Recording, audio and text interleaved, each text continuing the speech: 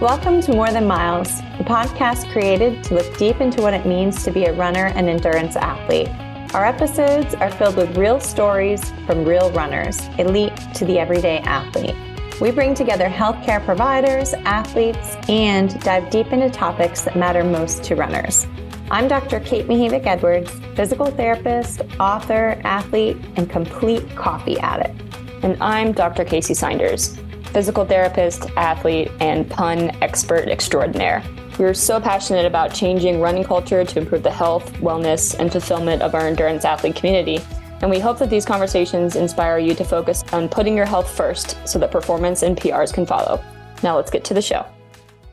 Thank you so very much for having me on your podcast. I mean, I feel honored to, just grace the same, audio waves and, for your listeners to hear my voice. Hopefully it's an appealing voice, right? And not too much, but no. I love to talk and I enjoy having great conversations with you all each and every single time we get together. So this is perfect. Awesome. You know what, Kate? I think that should be, we just be able to start it from there. We usually have an official hello, everybody. Welcome to More Than Miles. But you know what? I think Ronnel just took us out super strong. So we're going to just. And I love the name.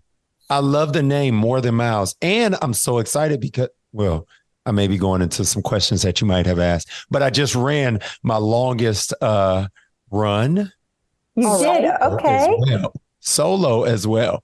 Just did yesterday. So super excited, pumped up about it. And it's More Than Miles, right? Like it's legit the entire run. Yes. Gosh, I wish you would have sent me the link. I would have been listening to More Than Miles. We will send it next time. How 3 hours of episodes. How far was yesterday? Because I remember the first time I did a marathon, every weekend I ran further. I called my father and said, now I've run 15 miles. Now I've run 16. How far was it this weekend? So this weekend, I actually ran 20. Wow. This weekend, I was only supposed to run 18. So I did go against my coaches. Sorry, coach. But I was encouraged by some of the other runners that I train with. And they did 20. Again, their marathon is going to be a little bit sooner than mine. But they did 20 and I haven't had a long run. Sorry, a little dyslexic right now. But haven't had a long run in quite some time. And I've been feeling good because I just been learning how to run all over again. And it has just been a struggle. And then working, family, just hadn't got a chance. I didn't know preparing and training for a marathon was going to be this, you got to be dedicated. It's legit. Hey, every day, what am I eating? What am I doing? Am I going with my regimen? Am I, how does my body feel? Why does my back? Why does my hips? What is going on here? I'm doing yoga now. It's just so many different things that have taken over my life. I'm like, man, I need a new watch and I got to put my name plate and let me go, get some new hydration. And what does my backpack look like? Oh, you can't wear backpacks in New York? Yeah, all of that. It's so much, Ronnel. And that's the thing. I mean, especially, and it's hard not to get caught up in it too, because there are definitely pieces of it that, pieces of the culture in general for running that just maybe aren't necessary or aren't so great that we're constantly trying to change, especially through this podcast and what we do every day. But then there's pieces that are just so much fun and so exciting and there's so much to learn, but you're absolutely right. It's more than putting in the miles. It's making sure you're taking care of your body, making sure you're fueling appropriately, hydrating appropriately, and doing things for your mental and emotional health as much as your physical health. Yes, it's funny because Dr. Kacy, she said something while in training. She was leading the group and I'm on there listening and everyone's talking about, all right, we got an early morning, so we're going to bed. And I'm like, it's 8:00. So you mean tell me this whole time I've been staying up late, not knowing that I needed more sleep? I needed more rest. So what you're saying is exactly correct. It's if you don't know, you don't know. But Now I'm like, okay, I need to go to bed earlier. Right. I know it's a whole thing. And that's one of the major reasons why runners get injured is because all of this, when you decide to run a marathon, you decide to run a marathon and you get a training program online, but that's where it ends. A lot of times the education that goes around it isn't included in that training program. Yeah, yeah. And that's why I'm so appreciative of you all. I'm appreciative of Atlanta Track Club as well, because they provided me with so much insight. I feel like I've been, kind of like drinking water through a fire hydrant with so much information, right? That I'm getting. It's like, hey, I'm going to get all that I can. And as I put it into action, hopefully, I'll learn some things and be like, oh, they did say that. And I probably should, do this instead of that. So, yeah. No, Yeah, most definitely. right. But and the other piece is it's easy to get overwhelmed and stressed out by the amount of information. So you're right. You do have to take what you can. And we all know that everybody can't hear everything. And it's not appropriate to implement every single thing all at once. You have to start small and build. Yeah, absolutely. And then just recognizing that your body is different than everyone else's. Yes. So especially when it comes to nutrition, when it comes to hydration, when it comes to rest, right? Like how much are you putting on your body? And you can't compare yourself in a sense to every other person out there. That's exactly right. The thing is, you just don't know until you try it, right? You don't know how your body's going to respond to marathon training. Because it's not casual. We'll say that. It's real. It's real. It is real. Well, we got started off super strong here, but in case sorry about that. No, that's okay. In case people want to catch people up at home. So if you're like listening right now and you're like, I really recognize that voice, it's because we're talking to Ronnel Blackmon, the voice of the Atlanta Track Club. So you've heard him say, go, go, go, go how did I do? Yes, you did perfect. That was it. That was it right there. At the starting line. Save that recording and just keep playing it. And we are talking to him about all things that he does. And of course, specifically, we're talking about the marathon that he's running. So I'll let you share, Ronnel, what marathon are you training for? And why did you decide? You're right. We did dive deep. We did go super No, I love it. I just want to catch everyone up at home. That's all. So my apologies. Ronnel Blackmon, your favorite host and MC, as you said, Atlanta Track Club. I'm running the TCS New York City Marathon, November 5th. Super excited about that. Fundraising for Kilometer Kids, which is a free program for Atlanta, from Atlanta Track Club to the community. So giving kids just an opportunity to be active, to show some dedication, to build some fundamental steps that can last a lifetime, right? One of the things that I've recognized just in me in training for a marathon is the type of resilience that you have to have.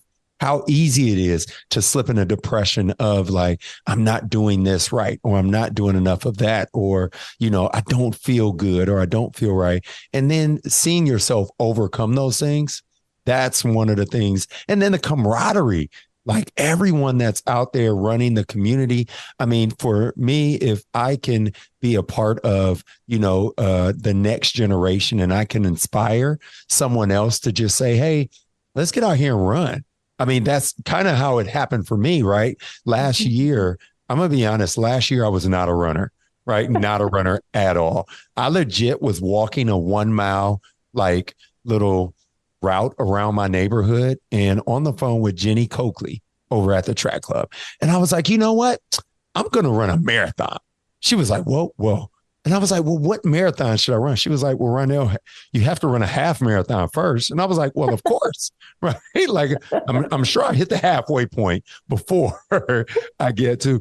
She was like, no, you have to run Publix. You got to run ours. You have to run the Publix marathon, half marathon. So I was like, okay. And she was like, you could get in our training group. And I'm like, all right, well, what does that mean? Like, how do I do that? And I ran track in high school, but what does it mean for me to now become a runner as an adult? And it's interesting because I've been hesitant with running as an adult because I didn't want to get injured. Yeah.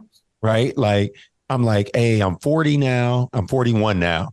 But back then it was like, hey, I'm 40, let's do some hard things, right? Let me show a different level of commitment, right? Dedication, right? Like, let me have this goal that I can't turn away from, because trust me, if I wasn't doing it for the kids, I may not have been as consistent, right?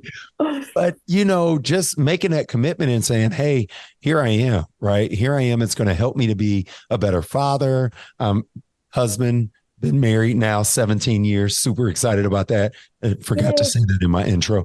But then also I have two kids, a 9-year-old and a 4-year-old, Carter and Reagan. And they, it's showing them, right, that, hey, do something hard and look at the benefits that come from it. And not just personally as far as how you look, because I do want to look good, because that is a thing with me. I want to look my absolute best at the same time, right? So, how do I personally, but also professionally, how it can translate over to my profession of speaking, of being a brand ambassador, of, working with all these different organizations and having something to relate to as far as this is concerned. So I'm super excited about this opportunity, and more than miles, let's go. Come on. I'm all in. I'm all in. I'm excited. I didn't know you weren't a runner before last year, because you've been working at the track club for a long time.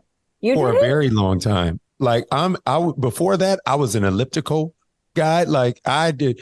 So this is the problem. I was running around my neighborhood one time, and my mind said, "You feel good. You feel great. Let's go. Let's just take the training wheels off and just run." And I took like a burst and felt my hamstring kind of pull a little bit. And I was like, whoa, hold on. No. Yep. Let's go back to a walk. And like I play sports. I played football. I played basketball up until probably my 30s, because I broke my wrist playing basketball. So it was just like, oh no, that's a wrap. Can't mess my moneymaker up, right? Like, can't tear my body down with this. But I ran track in high school and I loved it. So I was a sprinter early on, but since then, no, I ran a 5K or 2, right, while with the track club, but prior to that, never would run anything over a mile. Well, that's how you do it, Ronnel. You just jump right in. My first race was a half marathon. I remember that. Wow. Oh yeah. You dove in. You cannonballed. You didn't just. Yep. Look, so did you, and I relate to that. Every time we have a conversation, I think to myself, "Oh my, good thing we're not in the room together too often." Absolutely. All kinds of chaos could ensue. Ooh, yes. Yeah. Well, why don't we talk about just quickly, how can people donate? Because you are fundraising for the Kilometer Kids. So how can people donate and help you out? So there is a link on my bio on social media, Instagram, at Ronnel Blackmon. That's 2 N's, 1 L, Blackmon, Blackmon. And if you hit the link in my bio, it'll go to the link tree, which has the link to the page, the donation page with the track club. We also have some QR codes. There's an official page. I'm dropping something on my story all the time with the link, support now or donate now, whichever one may be feeling the most exciting at the moment. But yeah, so hey, I really would love it. AtlantaTrackClub.org. You can go to their website. They also have a link to be able to support the runners. There's 5 of us going up to New York with Kilometer Kids, and we're fundraising. We have a goal of like $50,000. I think we're only at 10, maybe 15. So we have a long ways to go. So we're just thinking of some different creative ways to help bring those funds in. Awesome. Well, thank you, Ronnel. We'll definitely let everyone know and push that out a bit. Hopefully we can help. Yeah. Oh, you know what? Not the show notes too. Yeah. Not only does our fundraising help Kilometer Kids and help this free program for students, right? But it also allows for us to keep the lower prices that Atlanta Track Club has. I don't know if people know this, but like Atlanta Track Club, the way that to the scale that they put their events on, it is very reasonable. Like Mhm. the runs that they put on are very reasonable. In order to do that, that's why we're doing so much fundraising for Atlanta Track Club as well as the Kilometer Kids program. Yeah, I agree. Most of the events are pretty inexpensive, Mhm. just to keep it so that everybody can be a part of it and really make sure that we're not blocking people out. So it's really great. Absolutely. Thanks for doing that, Ronnel. No problem. No problem. Well, let's circle back a little bit Let's once go. again. So one of the things we love to find out about our guests is what were they like before and what was their athletic journey like? And you've talked a little bit about the different things that you've done in your life, but tell us, what was young Ronnel like? Young Ronnel was full of energy, shy, unsure of himself, afraid to put it out there, afraid to, kind of just make a decision, always second guess himself. I had a track coach that prior to him saying, you have a fear of failing, which is holding you back from being and putting it all out there, right? Like giving it your all. Like I was pretty good and I was comfortable with just being pretty good. Like I was like, hey, I don't want to, rock the boat. I always had this mentality or fear of if I put it all out there and failed, I would let everyone down. Mm. Right. So versus that, if I put it all out there and succeed, how I would add to, be a more, add more value to my team, add more value to my life. So young Ronnel, again, unsure of himself, raised in a single parent home. So I like kind of had that grit, right, from my mom, working 2 or 3 jobs and, but then also had that, hey, I'm not really sure because my dad isn't, he pumped me up from a phone call, right? But it was like, Yeah. Hey, could you be here and could you show me, right? Could you guide me in the right direction? So that's just kind of young Ronnel, played sports, football, baseball, track, basketball, you name it. I tried it and I was pretty good in all of those. Right. But still, very, like I said, just unsure, always wanted approval, should I say, right. From the coaches, from other parents and, just really doubted myself. That's young Ronnel, so to speak. Well, what happened? How did that change? Because that is not how I would describe you today. No, I'm like shook. I can't believe that happened. Yeah. Yeah. Like, what changed was, man, having mentors in my life, having coaches to step in and, but then also my foundation in my faith. Right. So believing in God, having, kind of that strong foundation. My grandfather was a pastor of a church, an apostolic church, and he passed early. He passed probably when I was in, what was that? Freshman year of high school. Freshman year of high school, he passed of lung cancer and he had cancer. He battled cancer for about 7 years. And to see him go, during that time was really tough for me. But like to see his unwavering faith and his belief, right, and his purpose for being. And it just gave me, it was that, but then it was just kind of a building block of things, right? So going off to Columbus, Ohio to play football. Oh, yeah. Born and raised in Akron, Ohio. Let me also say that, right? I'm a Buckeye. But going to Columbus, working out, trying to make my way to, perform and play in college at Ohio State, following the footsteps of my cousin, Antoine Winfield, and, then having an opportunity to model in Chicago, which is where I met my wife, right? Model for a company, Johnson Publishing Company, Jet and Ebony Magazine, by the way, right? Like that, be on that tour or to go and audition and then be chosen.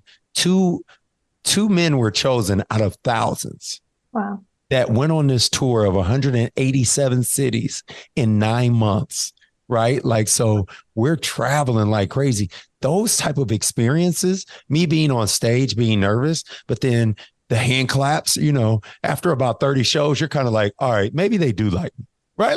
Like maybe Just 30?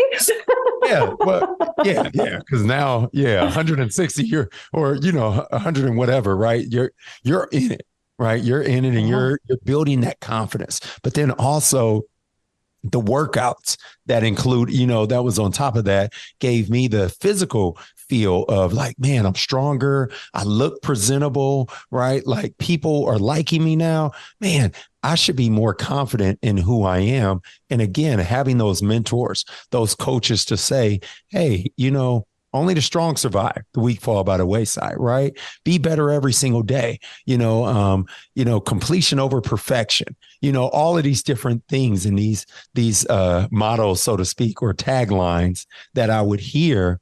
It now became to kind of really resonate in me. And as I did different things that no other have done, like I don't know any other hosts and MCs. I mean, I know other hosts and MCs, but like none my age, like me, from where I'm from. I grew up thinking, hey, I'm going to be a doctor, a teacher, a construction worker, police officer, like those were the jobs that I thought, but for me to be able to, do what I do today and love it is just such a blessing. But yeah, I hope I answered your question. I just kind of went. You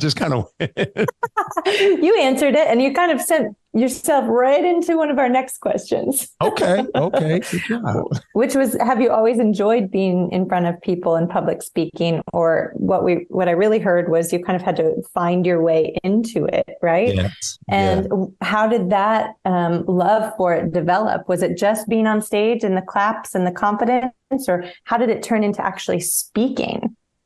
So it's interesting that you say that, because I was never a strong speaker. In class, I even though they would say there's no dumb question, right? Like, and I would still be afraid to ask, because I'd be like, I would be thinking what everyone else is thinking, but then I ended up being kind of like the class clown, right? Like that's how I got over, that fear of speaking. But then being on stage, it actually went from playing sports, being in larger, being in arenas, whether on the basketball court, on a football field, to then being on the runway and all eyes are on you, right? Dark room, spotlight, you're walking. It is very difficult to walk with a spotlight on you and everyone is watching. I'm just going to say that, right? I cannot imagine. I've been in one wedding. Wait, no, two weddings. And just walking down, like, because if you're a bridesmaid, you're like walking down, everyone's looking at you. I'm like, I'm going to trip. Right. It happened right now. I'm going to trip. And I almost did actually in one of them. So I'm like 1 for 2 on almost tripping. Yeah. No. It's okay. It's okay. It's all about your recovery.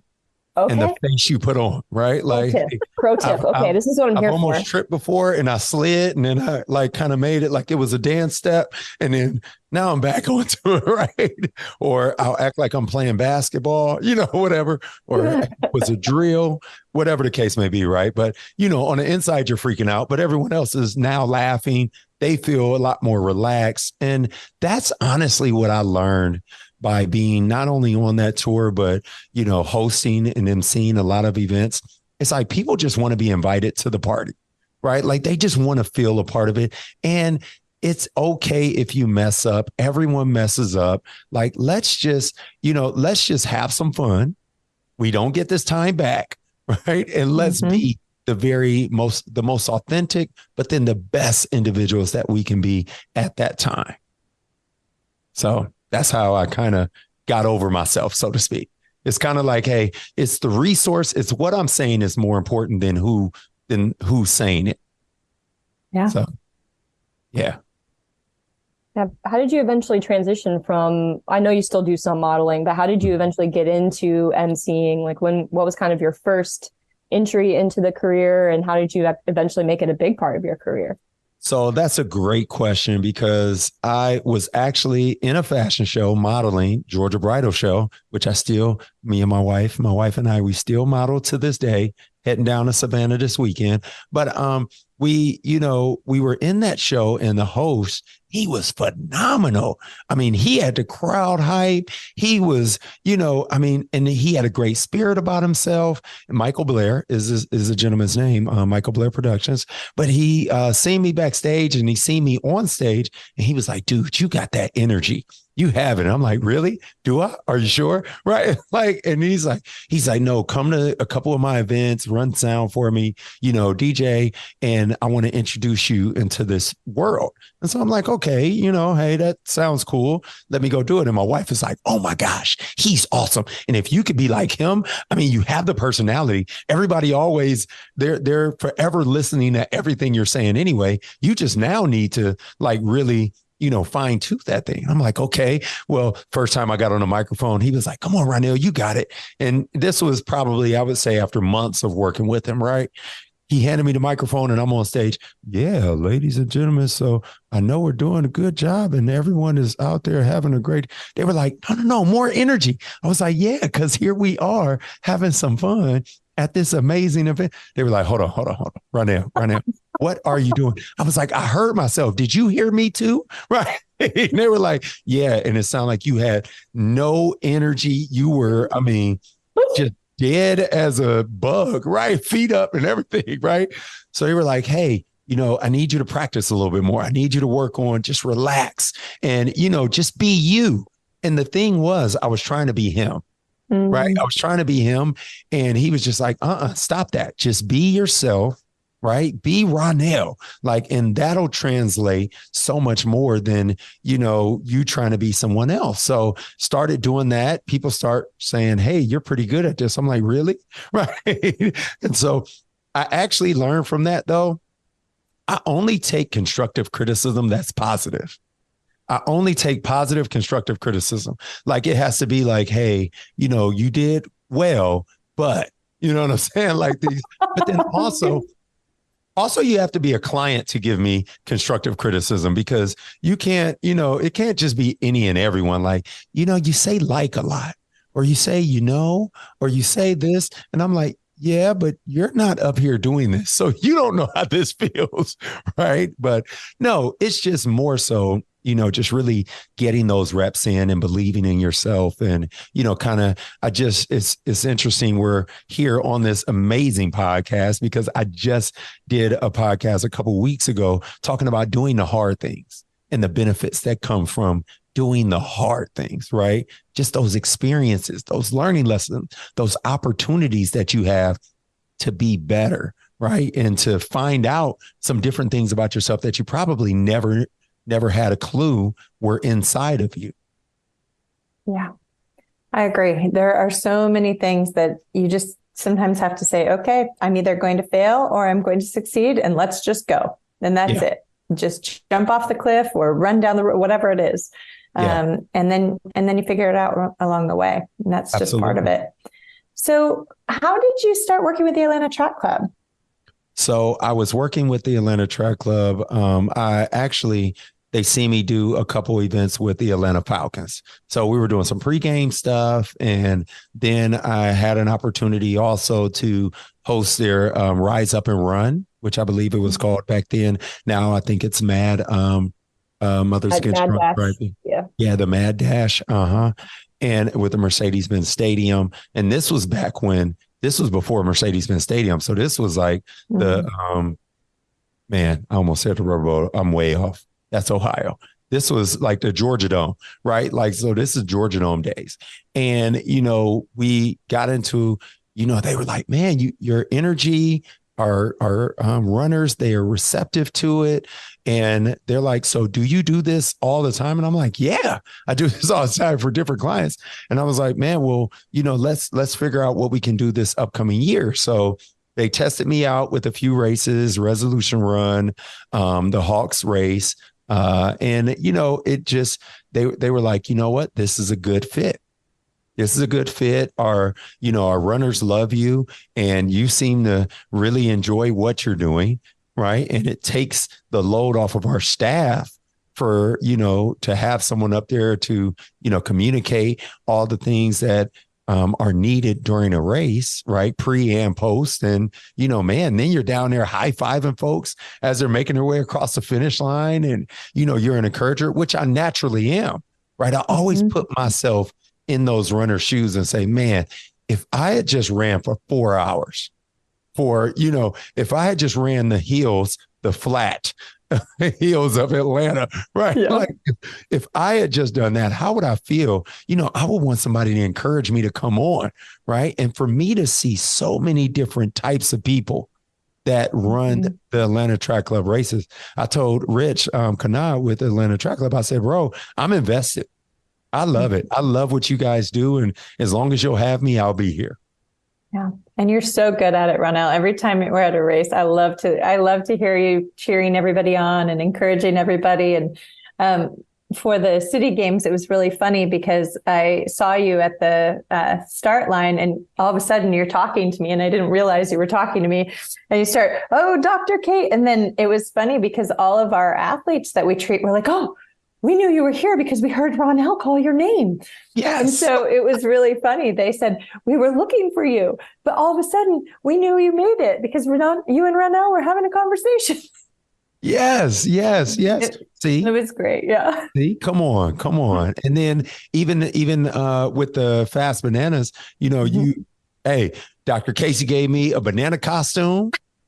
And I was with girls on a run that day. And I was awesome. Like, well, let me go throw this banana on and get on stage and let me run this 5K with these girls. Right.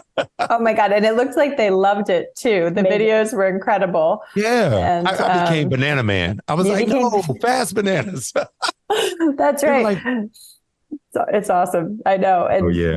We're still running in bananas around here, and but we're turning RunSource into an app that's a little bit more functional. It'll be out in 8 weeks so that you can put what kind of runner you are, what you're doing, and then it'll curate everything for you directly week by week. So yes, that's going to be really good. But thanks for being one of our early adopters and talking about it for us. Absolutely. I'm excited about the trail race as well. I mean, it's Sarah B. What? Yes. Are you coming down to run it or what? It's a week after. I'm coming down to host it, hopefully. Well, you're welcome too. I don't know if I have budget for you, Ronnel, but you're welcome to host it. Everybody has to go with the budget thing. Like, what is it? It's the value add, right? It is the value add, man, but not when you're bootstrapping it and hoping you can pay for the porta potties. I'll run it. Yeah. The John O'Ports, I call them. Look. Porta John, that's right. John O'Ports or Jane O'Ports, whichever you like. Whatever you like. No, I hope you come down. We'll have lots of fun. No, I definitely plan on being there. I plan on continuing this thing on into next year after this marathon and figuring out where the running road leads me, so to speak. That's awesome. Well, I hope we get to be part of that journey. We love watching you and seeing what you're doing. It's really great. Oh yeah. Thank you. Thank you for having me. And thank you for being a part of that. Yes. You're a part of it. You're a part of keeping me a well-oiled machine. That's my goal. That's my goal right. is to last. I need to last. But I was just responding to, I had some questions asked and they were like, so where do you see yourself at 60? It's like, man, I never thought about 20 years from now, but at 60, but honestly, I want people to think I'm 40, right? I want to look and feel 40. So whatever that means, that's what I want. That's right. Everyone except for your kids, because I don't know about you. I have a 9-year-old and he says, Mom, you're so old. And I'm like, I am not old. I am only 42. Yeah, no. Yeah, they definitely have no respect for the age, but they'll get there. It's okay. I always say this. I've been your age. You've never been mine. Right? Oh yeah. So that's a good goal. That's actually good. The goal is to get here. Yeah, I'm winning right now. Right. Exactly. You may hear me say oohs and ahs and, grunting, but hey, I'm winning. That's exactly right. I'm affording you this lifestyle. And 40 is great. I mean, I know you're not there yet, Kacy, but 40 is actually a great age. I mean, I think it's been fun so far, just in the early stages, but I think it's been a lot of fun. It has. It actually has made me more appreciative of just every day of life, right? And I got this gray hair growing in my beard now and my mustache. Matter of fact, even up top. So I might have to get some Just for Men or something. I don't know, like in order to look 20 years younger. But no, but like the wisdom, right? Like that distinguished, that mature aspect of I now know why 90-year-olds, right, just say whatever they want. Oh, me too. Oh, well, because it's just like, you know what? It's not that I don't care, but I don't care as much of what you think about what I think because I don't have time. We just don't have the time. We don't have the time. No. Yep. So, man, enjoy your life, make your decisions, stick with it, and hey, see what the outcomes, That's right.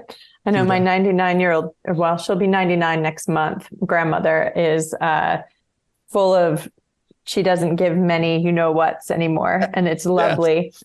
And everything she says out of her mouth makes me laugh at this point because I'm like, okay, that's very real. Yes. It's funny, the give what. So that's how I like a friend of mine, he said, Ronnel, what are your values? Like, what are your principles? And I was like, man, well, I give 4 F's, right? Like, and it was like, whoa, hold on. And I was like, no, it's faith, family, fitness, and fashion, right? Like, so these are my 4 F's, but I like when I say it because it makes me feel kind of cool, but like a little bit like I don't care, but at the same time I do. Their values, right? Yeah, it's also very sweet and caring. Yeah. Mm-hmm. Yeah, right. It's like I can get away with that, right? Yeah. But no, man, this has been an experience. I mean, the mental, everything. Go ahead. I'm sorry. Let's talk. Come on. Keep going. Well, I know I wanted to ask about your podcast. You were telling me we first met I first met you personally. I'd been at many track club events and be like, wow, who's that really cool MC? And never really got to say hi. I love it. So we first met around earlier this year, Publix half marathon. And you were telling me about your sort of vision and inspiration for your podcast. And I was really touched by that. I thought it was a really, really cool concept and cool idea. So can you tell our audience about Holla Black? Yes. So Holla Black, brave leaders that are accountable to communicating knowledge, right? That's my acronym for Black. I found that.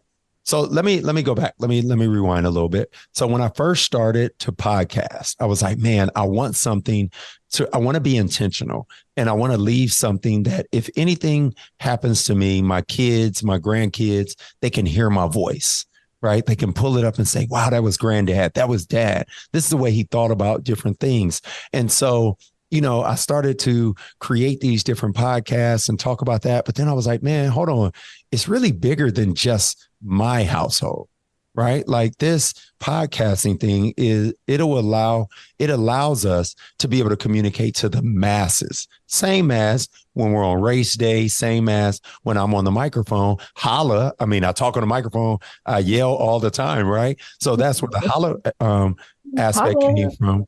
But like the Black was like, hey, my last name is Blackmon. Right. And it was this really interesting moment where I was coaching my son's basketball team and I'm up here in the suburbs of Atlanta, right? OTP, right? And we're at I'm coaching his team and the kids were like, and it's a mixed group, right? And the kids were like, so coach, what do we call you? I was like, call me Coach Black, call me Coach Ronnel. And then I stopped and I said, why did I say that? Right? Like, why wasn't I confident about my last name? And all I could think about is, well, I don't want their parents to think, why is my child saying Coach Blackman? Right? Like, or, and it just really going to an embarrassing moment or what. So I'm trying to save embarrassment. But then at the same time, I was like, yeah, but it has to be deeper than that. It has to be, you have to have, I have to have more confidence in that word, Black. Right. In my name, Blackmon. I need to build up some assurance. So what I did was I sat and I thought about it and I was like, man, I want to create an acronym for Black. So Black to me stands for like, and when you define things, right, just like words, when they have a definition, now it's, recognizable and you see it in a completely different light. So I was like, okay, brave leaders, right? Because I am a everyone type of person. I'm not hey, you're this type of person, you're that color, you're this social economical. Like I love everyone, right? I am super inclusive. And, I came up with brave leaders that are accountable to communicating knowledge. And I found that for me, that's what the podcast needs to be about. It needs to be intentional on spreading positivity that, as I gain knowledge, as we gain knowledge, we're implementing this knowledge, we're sharing this knowledge, and then we're going back and gaining more. Right. So, and we should feel responsible for that. We should be responsible for having this level of communication. I mean, through the pandemic with the Black Lives Matter and all these different things, I found myself saying like, man, where do I stand? Right. Mm-hmm. Like, where do I lay in that, and why, and I would also like to add another uncomfortable moment for me was because I'm a lighter skinned Black man. Right. Like, so like growing up, I was either too light for my Black friends or too dark or too brown for my white friends. Right. So I never really belonged in an area or a space. So for me, it was just, I get along with everybody, no matter what you look like, no matter who you are, because I never necessarily associated strongly on one space, one side. So maybe that also has something to do with not truly being comfortable with my name being Blackmon, right? Yeah. But this podcast has been a phenomenal way for me to share my story, share, my thought process, and share just some positivity in, developing a mindset and helping create a loving and a great community that we have. So yeah, there it is. Holla Black. I love it. And I listened to it. You sent me one of the episodes last week and I listened to it. And I did. And I really loved it. I do think that's exactly what it is. It's inspiring. It's a good message. It's positive. And I think that it can really be something great for a lot of people to listen to. So awesome. Thank you for putting that in the world. Thank you. Thank you. Thank you. Thank you. And thanks for sharing your experiences too, because you can't be the only, person out there who's had thoughts like that and had to kind of grapple with that. And, for people to listen and be like, wow, I'm not the only one. Right. Yeah. And, maybe they can come up with their own version of what you've came up with the acronym Black, So I think, the importance of that, I don't think can be overstated. Absolutely. Absolutely. Good. Well, Ronnel. Oh, go ahead. Keep going. No. I'm in it for the long haul. I'm in it for the long haul. I said, keep going. I'm here. Well, actually, what I was going to say is we've almost taken up an hour of your life, which I've loved. And I can't believe it's been almost an hour already because this could easily have been so long. Yeah, I know. And every time we have a conversation, I think to myself, oh my God, we've already been talking for an hour or 2 hours. I mean, the first time you and I met in my office, I think it was 3 hours. Yeah. Yeah. And I was like, man, I'm so sorry. We got to go. Right. We became best friends. Like it was just like we were besties. It was like, so where do you live? What are you doing? And then to come and find out that Scott, one of your, I mean, come on, like it was just such a small world. I mean, like shout out to my man, Scott. I love that dude. He is one of the most fun, loving, craziest. I mean, he just catches me off guard with every. Listen, Ronnel, I've got some stories about Scott. I'll tell you what. I won't tell them on the podcast. No. Not on the podcast. Not on the podcast. But I too love him. He's very, Scott and Jen are really important people in our lives. Yes, they are. But no, man. Yes, I believe in just really good people. I actually had a mentor say this one time to me before. He was like, man, I believe in good people, meeting other good people and sharing good life. Right. Like, so, hey, how can we do this more? How can we talk? And for me, I'm to a fault, very present wherever I am. Nothing else matters.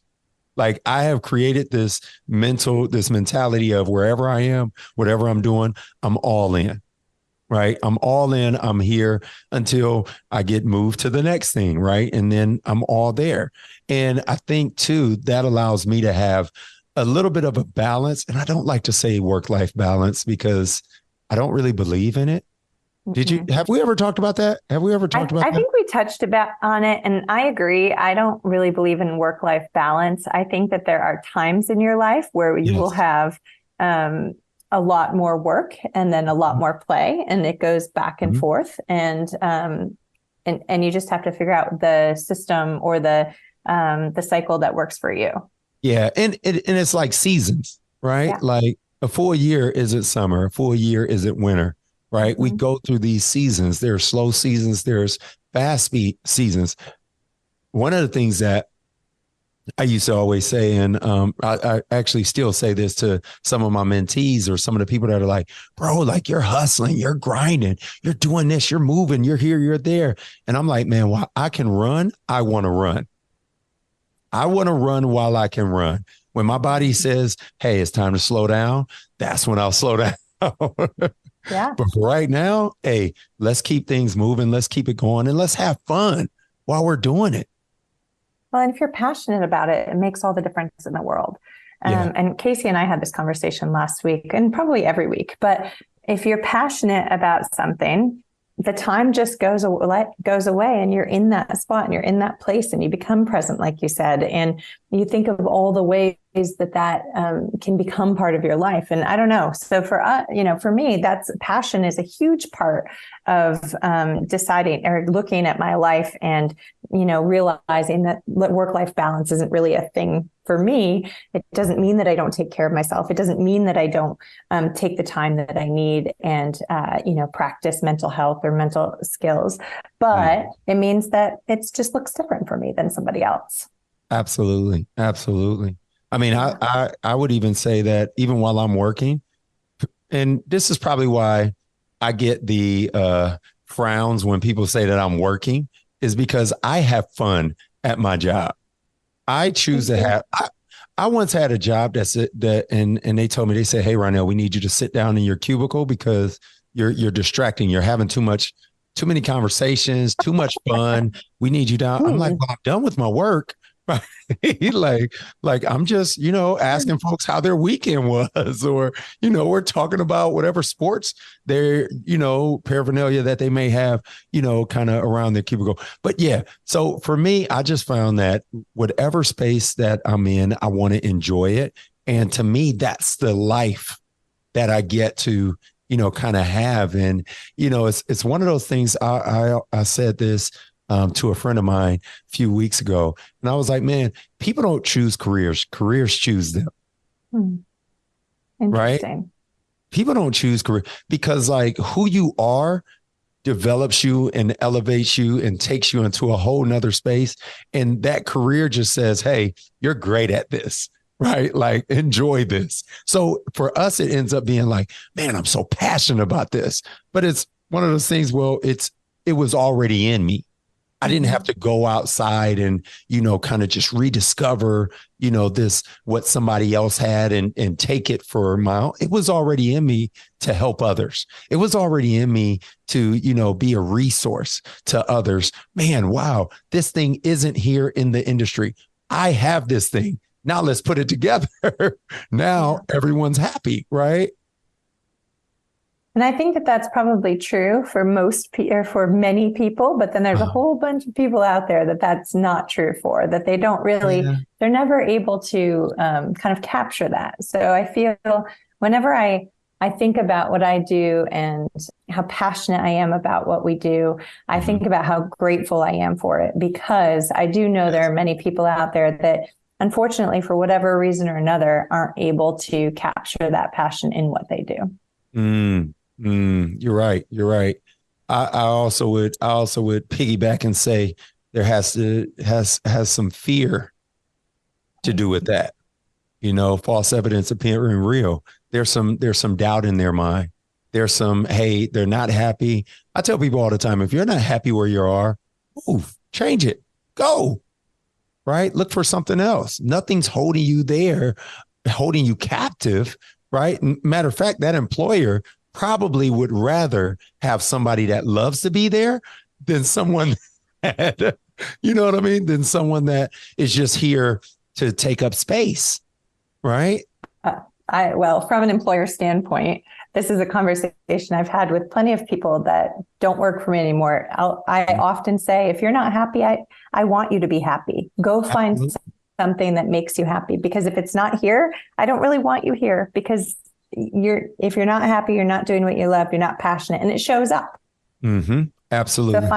So find something that fills you up the way that, we're filled up here. Mm-hmm. That's the one thing you can't, quote unquote, fake it till you make it, right? Like No. you can't fake that, right? Like if you don't want to be there, everyone knows that you don't want to be there. Everybody knows, even if you don't know, even if you're not aware of it, all those around you know it. Hey, that's exactly right. It's written all over your face. You don't have to say a word. You don't have to say a word. Not one bit. No. No, but I mean, hey, and hopefully that's what, people see me when they come to these races, when, we have conversations just like this. I just want to love on folks. I just want to I remember my godfather used to tell me, he'd be like, man, you're a bundle of love. Like you just really like love. And I'm like, you're right. I like just love everyone. He'd be like, got to be careful with that. Right. Like, because you got to make sure that we don't cross any lines and no one feels, too.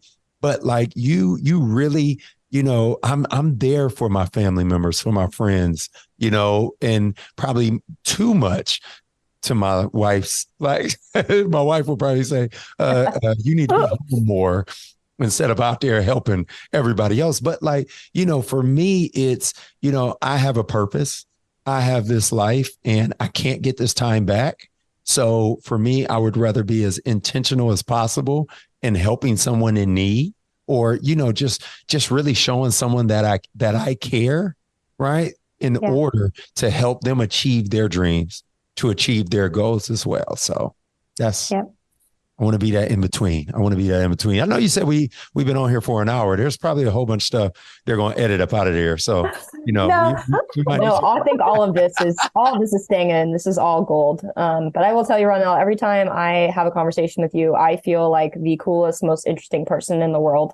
Mm-hmm. And that's just the effect you have on people. And it means a lot. It's just, to leave a conversation with someone feeling good about yourself, like that, you can't put any amount of value on that, because it's innumerable, right? Yeah. Yeah. So I will say that you guys are superstars though. So I mean, legit, like, hey, when Dr. Kacy, when you were on the training the other day, I was so excited. And the funny thing is, I don't know what my mind, again, right, wherever I am, I'm 100% there. So like it completely slipped my mind, and I was like, oh my gosh, it's Tuesday. We got a Zoom meeting and let me jump on. And so I jumped on in kind of like midway towards the end, and I seen you and I was like, oh my gosh, yes, let's go. So I think I might've took myself off of mute a couple of times and was like, hey, like I'm your biggest fan, right? Like, it was great. Yeah, it was typing in the notes in the chat, and I'm like, Dr. Kacy is amazing. You got to go see her at PT. Like, I'm just saying, like, yeah, he was my ultimate hype man, and it was amazing. Oh, I love it. I think that's you in general. I mean, yes. You are definitely that for a lot of people. And we are so very lucky to have you in Atlanta and being part of our running community, and now really deep in the running community now that you're running marathons. I'm going to put an S on there. Oh, yeah. Go ahead. Do that. I'm now seeing everyone travel. Veronica, she was over in Berlin. Like, Veronica ran with me in the Publix, and she was my coach the whole run, right? She was like, Ronnel, you're running too fast. I need you to slow down, Ronnel, bring it back. And I'm like, oh, but I'm excited. She's like, yeah, but you're going too fast. You told me you wanted to be at 10. We're here at 9s. We're at our 8s. I need you to slow it down. I was like, okay. So the entire time she just stayed with me and, kind of coached me. Okay, hey, we're hitting this hill. It's okay for us to slow down. We don't have to conquer this hill. Trust me, there's going to be a down. She was giving me, she was like that encourager on my shoulder that When I seen she went to Berlin, I was mad. Like, why didn't you tell me? I would have came to Berlin with you. I want to run with you. And during some of her training, I didn't get to do too many long runs with her because of work, family, and also I was doing long runs as well. But it was just, and we were working, right? We had all of these races, Peachtree Road Race and all those, right? Yep. So it was just so. But to your point, that community, right? Having folks and seeing them, Troy, go Troy, go. Like, this dude has run hundreds of marathons. It's mind blowing. I'm looking at him like, dude, if I can look like you, right? He's running marathons, half marathons. And I mean, folks are doing this and it's all different. The thing I love about the running community, it doesn't matter how much you make. It doesn't matter how old you are. It doesn't matter how much you weigh or, your physical capacity. Like, it doesn't matter. Everyone's included. Yeah. Everyone's invited to the party, right? Everyone's invited to the party. I love it. It's true. And hey, I just want to be there to cheer everybody on. I want to get the most high fives at the party. I'm that guy, right? Like, look, if everybody's at the party, I want the most. That's what I'm competing for. Matter of fact, I'm dominating for the most high fives and smiles, hugs, selfies, whatever, right? I'm here for it. And I mean, it's what better place to do it than in Atlanta? I was just telling a friend of mine, I was like, bro, like, I couldn't imagine living anywhere else. Is 187 cities that I've traveled. Now, there are some great cities that I'll like vacation to, but I couldn't imagine living there over Atlanta. No. Atlanta's a great place. I never thought I was going to live here. And in fact, I even left for a little while and came back, which I never thought would happen because I grew up in the Northeast and I was pretty sure I was a Northeasterner. And I am in many ways, but it's funny. Once you're here long enough and you get involved in the community and there's no going back. It's so great. Yeah. I had a friend. So I told you I'm from Akron, Ohio. Yeah. I had a friend back home and he was like, bro, don't take offense when I say this. He was like, but you're kind of like a local celebrity. Like, you're like a big fish in a big pond. I was like, okay, I'll take that. Right. Like, I was like, okay. Like, he was like, bro, in Atlanta, it seems like everywhere we go, someone knows you, someone recognizes you. They're like, oh my gosh, I heard that voice. I knew it was you, and for me, I'm just like, well, this is just this is the lifestyle, right? Like, this is how we live. Doesn't everybody get this? He's like, no, they don't. No, they don't. And you are a local celebrity. Come on, Ronnel. You're definitely a local celebrity. I want to be known everywhere though. So we're working. Time. Yeah. It's time. It's time for me to, after this marathon and probably a few more marathons, plural. Yeah, definitely. Hey, with you all by my side, I mean, look, I'm there. We're going. You got it. We're going on tour. Thank you. I'm going on tour. Well, I'm coming on that tour. Come on. Hey, we can take the podcast on tour. We can do book signings. I know you got a book in you. I got a book in me. I got about 4. I've written 2. I've got one more I've started in a notebook. It's right here, actually. Really? Yeah. So, I need help because I got like 4 of them I need to write. I've got my 3rd book is in this notebook right here. All right, and it's not formed yet, but here it comes. Get ready, world. Yeah, get ready. I think what we should do is we should do an audio version and then have the editors put it into a book. Like, so we should just talk it through in conversation and then just, because I got some books in me. Oh, I'm sure you do. On marriage. I don't have a book on that. Communication is key. Look, communication is key and she's always right. I think that book would be very popular, especially amongst the ladies. I'm just saying, because that is both of those statements are probably true. It is. I mean, but this is the thing. She's always right to her. And you can't argue. There's no win there. There's no win in arguing if she's right or wrong. So, I mean, I'm just saying, like, hey, you're right. I'm sorry. It's all good. We're just moving on because, we can get over it. But no, thank you. Truly. Thank you so much for coming on. This has been really great, Ronnel, and we're so appreciative, and we love talking with you. And Yes. Hopefully we get to see you in person soon. Oh, absolutely. Absolutely. Yes, you definitely will. Matter of fact, probably a week or two, but yep, you definitely will see me in person. And hey, I look forward to it and look forward to having more conversations. Thank you so much, Ronnel. Thank you. Thank you. Thank you so much for listening today. We are so happy that you're here.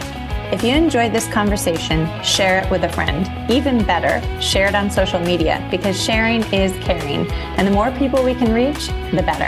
Another way you can help us out is by leaving a review on Spotify or Apple Podcast. So give us those 5 stars and tell us how awesome we are. Really, we love to hear how awesome we are. To support our work financially, you can also join our Patreon squad at patreon.com/morethanmiles, where for a few dollars a month, you can help us keep the show going and growing. This season is sponsored by Fast Bananas. Why buy multiple subscriptions made for everyone when you can have one specifically crafted for runners? Fast Bananas has online yoga classes, strength training programs, meditations, recipes, communities to ask questions, and so much more. Check out Fast Bananas at fastbananas.com or follow them on Instagram at fastbananasrun. Don't forget that training is so much more than miles.